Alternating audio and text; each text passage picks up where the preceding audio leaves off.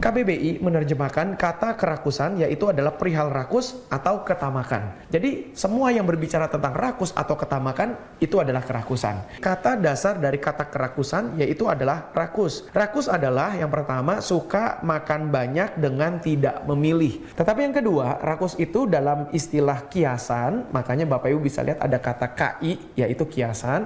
Jadi dalam dunia kiasan, kata rakus ini adalah ingin memperoleh lebih banyak dari yang diperlukan. Nah, berbicara tentang dosa kerakusan di media sosial, apa yang harus kita jaga dan apa yang harus kita jangan lakukan? Ya, puji Tuhan, salam sejahtera bagi kita semua. Shalom.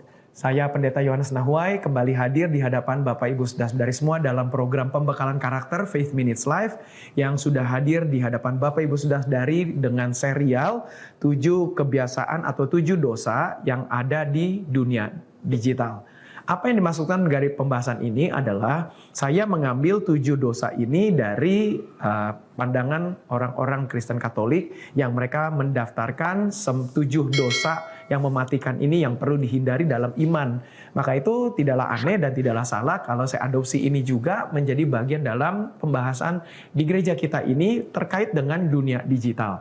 Karena ketika saya membaca-baca di internet yang saya dapatkan sumber-sumber ini, ketika saya membayangkan bahwa iya ya, 7 dosa ini bisa saya tarik dan aplikasikan dalam diri saya ketika saya dalam menggunakan media sosial saya. Dan akhirnya ternyata saya sendiri diberkati dari perenungan itu, maka itu saya dengan penuh sukacita bahkan bangga menghadirkan serial ini ke hadapan Bapak Ibu Saudara-saudari semua. Maka dalam pertemuan hari ini, tanggal 6 Juni 2024, ini adalah serial penutupan, serial terakhir dari rangkaian serial pembahasan 7 dosa mematikan di dunia digital. Kita sudah mulai pembahasan ini dari tanggal 21 Maret kemarin. Jadi praktis ini sudah melewati Maret, April, Mei, Juni, sampai Juni hari ini. Jadi praktis sudah sampai 4 bulan. Sebetulnya ada libur kemarin, libur Lebaran, ada juga beberapa kegiatan lainnya yang memang berkenaan dengan hari Kamis, maka itu mengalami beberapa kesempatan penundaan. Nah, tapi puji Tuhan, kita dalam 3 minggu terakhir ini kita sudah bisa hadir setiap hari Kamis. Dan Bapak Ibu, nantikan juga serial terbaru yang akan hadir pada Kamis depan. Nanti kita akan posting di media sosial gereja serial apa yang akan kita bahas dalam pertemuan berikutnya. Tetapi fokus kepada hari ini sebagai penutupan, seri ke-7 ini atau dosa ke-7 yang mematikan di dunia digital yaitu adalah kemalasan. Sebagai pendahuluan, sekali lagi saya mau katakan, Bapak Ibu Saudara-saudari, dengan mempunyai media sosial, kita tidaklah salah. Tetapi karena media sosial kita bisa melakukan kesalahan.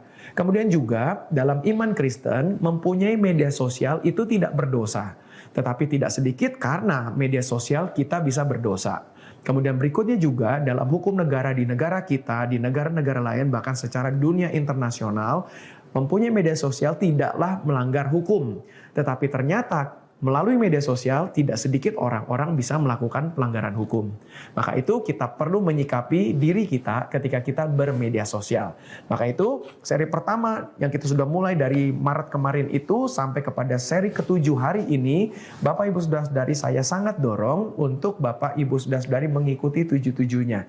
Manakala atau apabila ada yang ketinggalan serial ini, maka itu nanti dalam waktu yang lain, coba ambil waktu, ambil kesempatan untuk mengikuti 7-7-nya. Baik, seri ke-7 ini bicara tentang kemalasan. Nah, seperti biasa saya akan hadirkan definisi dari kata kemalasan dari Kamus Besar Bahasa Indonesia. KBBI menerjemahkan kata kemalasan itu ada 2. Yang pertama, Bapak Ibu lihat di layar itu ada huruf N, artinya noun, yaitu adalah kata benda. Sebagai sebuah kata benda, kemalasan itu adalah perihal malas, atau bisa juga sifat atau keadaan malas. Nah, sekarang bisa juga kemalasan itu dari definisi yang kedua ada huruf A, adjektif. Artinya itu adalah kata sifat. Sebagai kata sifat, kemalasan itu adalah terlalu malas atau malas yang berlebihan. Nah, sebenarnya Bapak Ibu Saudara-saudari bisa lihat bahwa ini dari kata benda maupun kata sifat, adjektif, sebenarnya ada satu kemiripan. Ini sebetulnya bicara tentang sebuah keadaan atau sebuah sifat yang ada dalam diri seseorang. Maka itu ketika kita melihat kemalasan dan kita tarik dalam dunia digital, nah ini akan kita kupas dalam 2 saja pembahasannya. Tetapi sebelum masuk kepada pembahasannya, kata kemalasan itu punya kata dasar yaitu malas. Malas itu adalah tidak mau bekerja atau mengerjakan sesuatu. Misalnya, orang itu tidak mau bekerja sesuai dengan tugasnya, orang itu tidak mau mengikuti kata orang tuanya sebagai seorang anak, sebagai seorang pelajar, mahasiswa, dia tidak mau mengerjakan tugasnya, sebagai seorang suami tidak mau menjalankan tugasnya, sebagai seorang istri tidak mau menjalankan tugasnya. Jadi dengan kata lain, apapun dan siapapun, bagaimanapun posisi kita, itu ternyata media sosial bisa hadir sebagai biang masalah. Dan ini bisa menghadirkan masalah tentang kemalasan dalam hidup kita. Sebagai seorang pekerja, karena media sosial bisa sibuk bermedsos, akhirnya waktu produktifnya di kerja bisa terganggu. Karena media sosial, papa tidak menjadi papa yang baik bagi anak-anak, mama tidak menjadi mama yang baik, suami tidak menjadi suami yang baik, istri tidak menjadi istri yang baik, pendeta tidak menjadi pendeta yang baik karena pendetanya sibuk dengan media sosial. Maka itu Bapak Ibu Saudara-saudari, apapun bagaimanapun keadaan dan situasi posisi kita, maka kita harus perhatikan ternyata jangan sampai kita kena dengan kemalasan di media sosial ini. Saya mengatakan secara terbuka, maksudnya adalah saya mau ceritakan apa yang saya alami dulu. Ketika dalam momen-momen saya masuk dalam keadaan tertekan, stres, kemudian stres itu tidak bisa saya kendalikan dengan baik, akhirnya saya diselimuti dengan stres, akhirnya saya larinya kemana? Larinya ke media sosial. Saya memang tidak banyak posting di media sosial, tapi akhirnya apa? Saya sibuk dengan buka-buka di media sosial. Misalnya platform video yang sering saya gunakan itu untuk melihat video-video, saya lebih banyak menggunakan TikTok daripada menggunakan YouTube. Misalnya gara-gara TikTok itu saya habiskan banyak waktu melihat video-video lucu karena pada saat itu saya sedang stres, saya sedang tertekan, punya banyak masalah, pergumulan dengan urusan gereja, urusan keluarga dan sebagainya, akhirnya lari ke sana.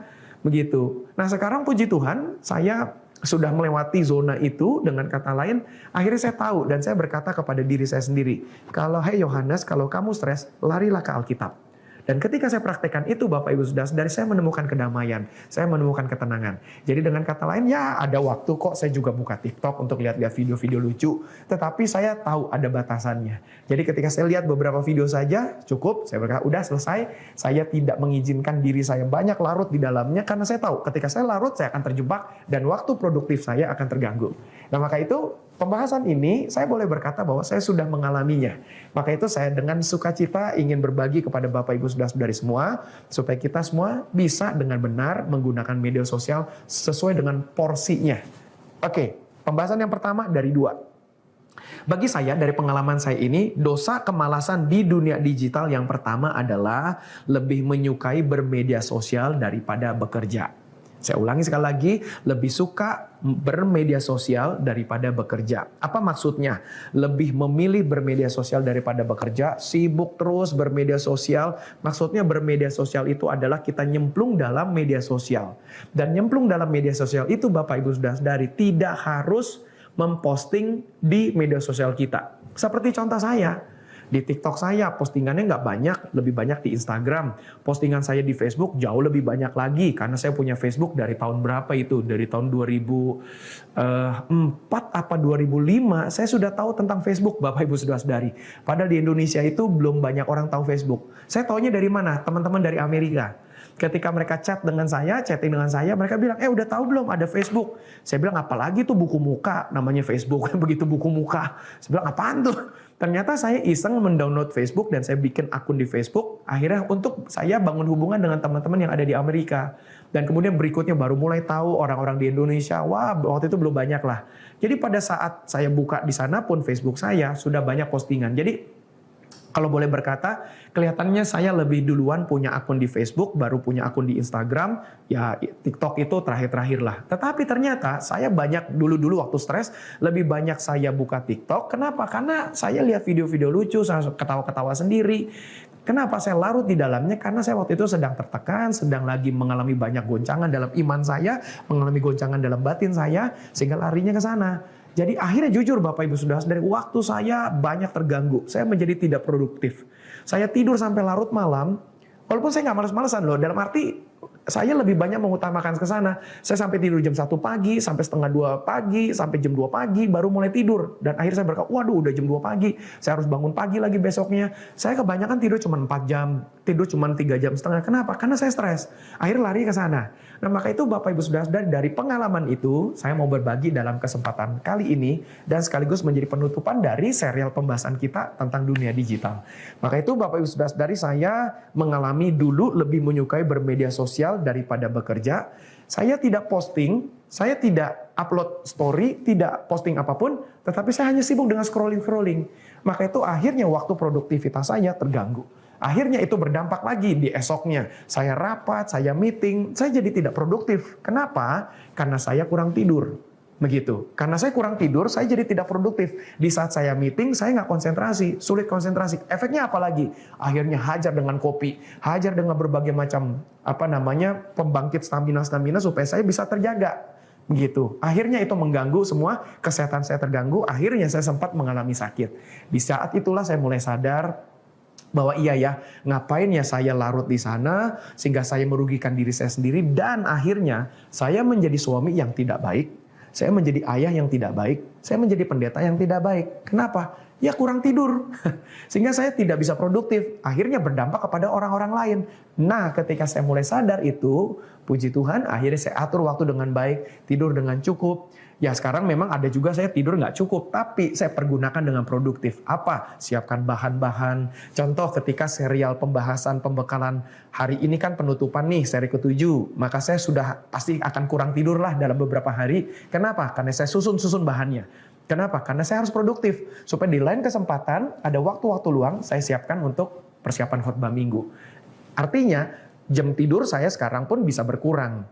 Tetapi saya produktif. Dulu jam tidur juga sama, saya nggak produktif. Kenapa? Sibuk liatin video-video, bermalas-malasan di media sosial. Dan sekarang puji Tuhan, ya dengan bertambahnya umur, bertambahnya waktu, bertambahnya tanggung jawab, saya makin rasa bahwa iya saya harus serius dalam hidup saya harus siapkan diri saya harus jadi suami yang baik, saya harus jadi orang tua yang baik bagi anak-anak saya harus jadi pendeta yang baik bagi orang lain, saya harus jadi gembala yang baik. Saya pun juga harus menjadi karyawan yang baik bagi kantor gereja saya. Dengan kata lain, itu yang saya alami dan saya bagikan kepada Bapak Ibu Saudara semua. Puji Tuhan. Yang kedua, jangan sampai juga kecanduan media sosial sampai mengganggu aktivitas sehari-hari.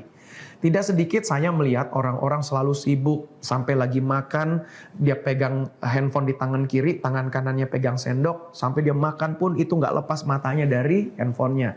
Dan ternyata apa yang terjadi itu semua media sosial. Apa yang dia lakukan, memang dia nggak posting, dia tidak posting apapun, tapi dia sibuk dengan ngeliatin orang lain. Bahkan waktu dia sibuk ngeliatin orang lain, ini ada potensi lainnya loh Bapak Ibu Saudara-saudari, kita bisa jadi iri misalnya. Kita lihat, nih orang kok enak banget ya, kayaknya jalan-jalan terus. Nih orang enak banget ya, kayaknya makan enak terus. Kok ngopinya ngopi-ngopi di tempat yang mahal ya.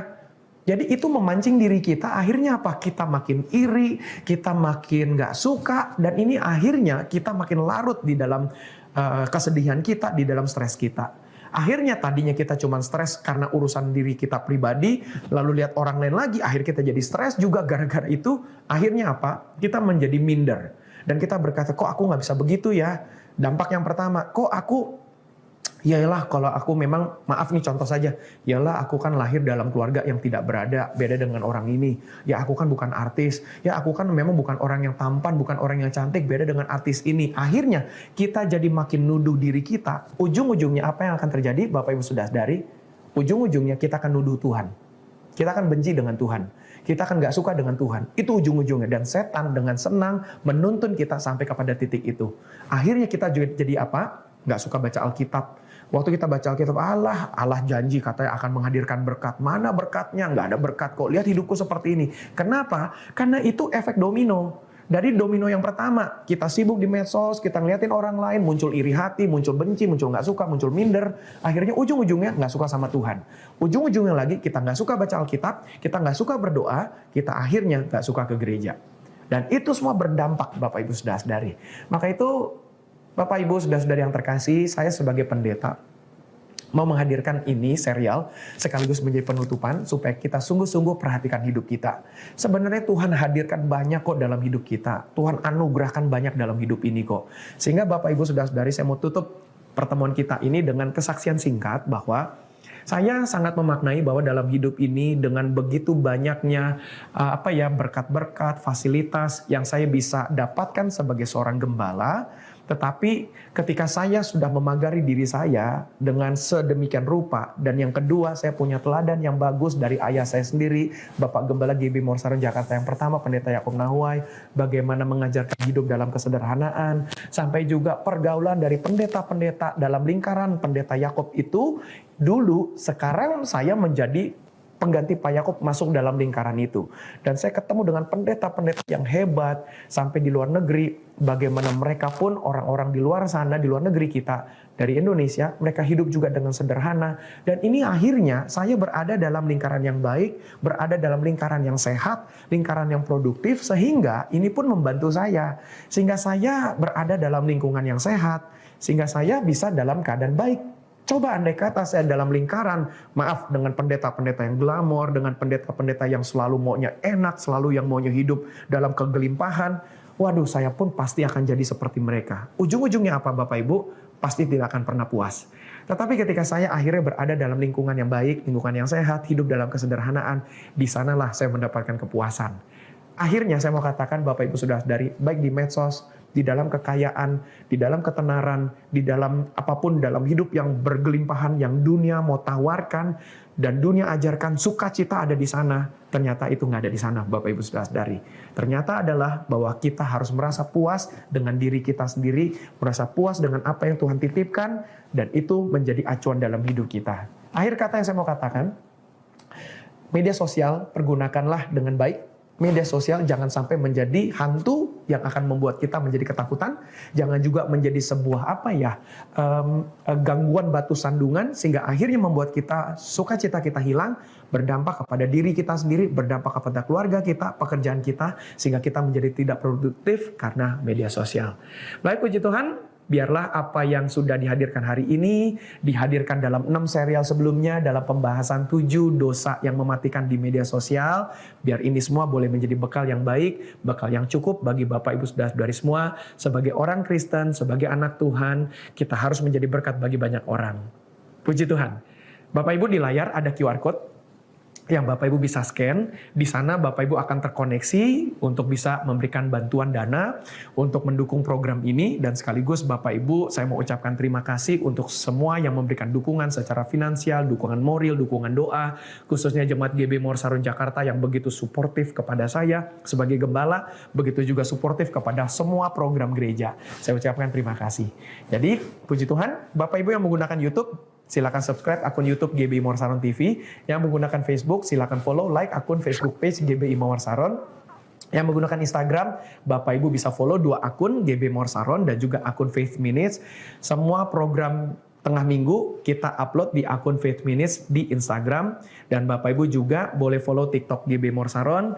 Untuk pembekalan tengah minggu, di podcast, kita hadir di Google Podcast, Spotify Podcast, Apple Podcast, dan itu hadir dalam bentuk audio saja. Jadi Bapak Ibu dalam misalnya berkendara roda 4, sementara nyetir, Bapak Ibu bisa setel, itu hanya dalam bentuk audio saja. Jadi bisa ambil waktu supaya bisa sambil dengar. Mungkin Bapak Ibu, saudara-saudari yang menggunakan kendaraan umum, pakai headset, boleh dengarkan dalam bentuk audio. Jadi kita bisa multitasking waktu kita sedang mengerjakan sesuatu dan kita dengarkan program ini dalam bentuk audio saja. Baik, puji Tuhan, terima kasih. Kita tutup pertemuan kita dalam doa. Bapa dalam surga, terima kasih.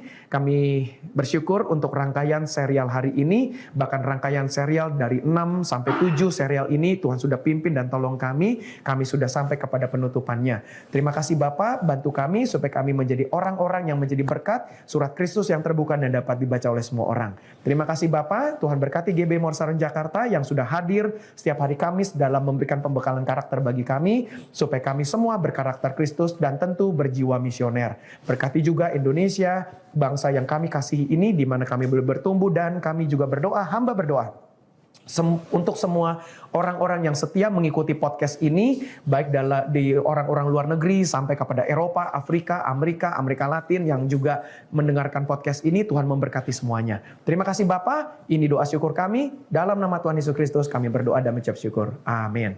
Puji Tuhan Bapak Ibu Saudara-saudari, sekian sudah pembahasan ulasan hari ini dan sekian sudah semua rangkaian serial 7 dosa mematikan di media sosial. Biar Bapak Ibu Saudara-saudara diberkati Tuhan dan jangan sungkan dan boleh bantu untuk bisa menyebarkan ini juga kepada orang-orang lain supaya orang-orang lain dapat juga diberkati. Baik, puji Tuhan, terima kasih Bapak Ibu Saudara-saudari. Kita jumpa dalam serial yang terbaru nanti setiap hari Kamis pukul 19.00 waktu Indonesia bagian Barat. Sampai jumpa, Tuhan Yesus memberkati.